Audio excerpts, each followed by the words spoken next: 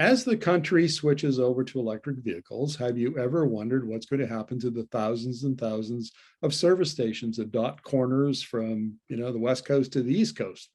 Well, Nino Cara, who is the founder of Electric Autonomy, that's a online digital news organization around electric transportation, has commissioned a design competition, which is kind of cool. So I'm going to talk to him about that. And welcome to the interview, Nino. Hi, Markham. Thanks very much for having me. It's a pleasure to speak with you today. Well, likewise. So here's how you describe it in the press release. A design competition asks architects, landscape architects, engineers, designers, and cross-disciplinary practitioners to reimagine the highway gas station of today as an entirely new Canadian roadside oasis for electric vehicles. My goodness, I already want to stop and put some electrons on in my car and have a good time at your new oasis of the future. Tell us a little bit more about it. Yeah, well, you've summed it up perfectly. We know that the way that somebody fuels an electric car is very different to the way that you fuel a gas car, and the basic comparison that people do is that they say, well, it just takes longer. If you're on a highway journey and you need to use a fast charger to help you go that extra distance, it can take between 10 and 40 minutes to get your charge up from maybe 10-20% up to 80%. But the comparison isn't always kind of well served, because EV drivers know that when you're on these long highway journeys, you actually plan your stops.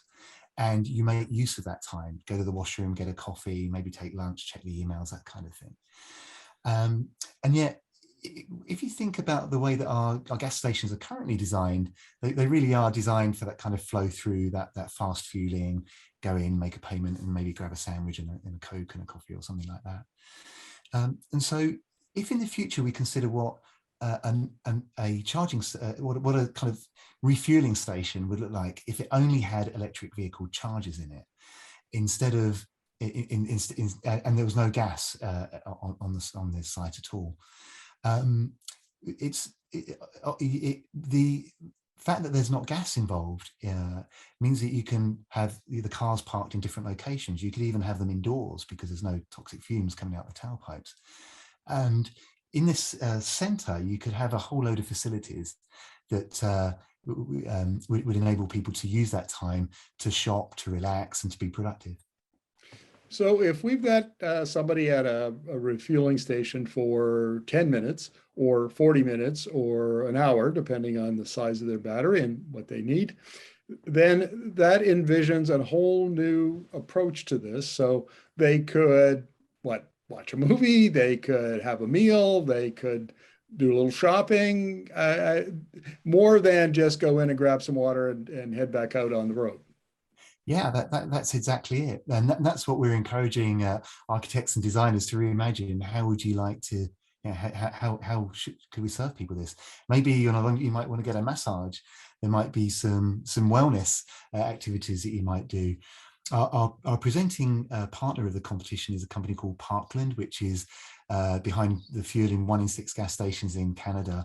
And one of our partners is also CIBC, the bank, and you might want to use it to go and spend some time to do some banking, for example. So the possibilities when you reimagine how you could use these stops productively or even for relaxation, I think is quite interesting. Well, Nino, tell us a little bit more about the competition, when it starts, when it ends, that sort of thing. Yeah, so the competition is open now, and we're looking for entrance submissions by November the 15th. And we're inviting, as you said, architects, designers to submit designs to us through our online site.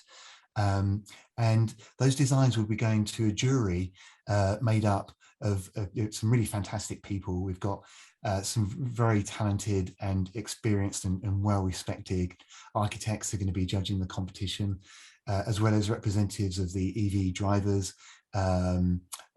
community, as well as representatives from Parkland who build these gas stations and service stations. And so, yeah, it's going to be, I think, a really interesting judging process. And then we'll announce the winner on February the 1st.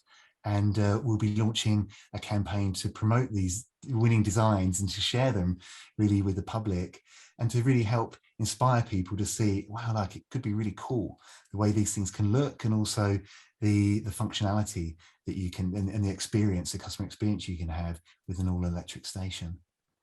And if I understand, there's a $40,000 prize for the winner? It's a $40,000 prize purse. So that's 25,000 to the winner, 10,000 to the second place, and 5,000 to the third place. Good stuff. Well, we're planning on buying an electric car in 2 or 3 years, and the timing should be perfect. We should see some of these new designs pop up on, maybe on old service station sites just about the time we're ready to use them. Thank you very much for this, Nino. Really appreciate it. That's awesome. It's a real pleasure to speak with you, Markham. Thanks for having me today.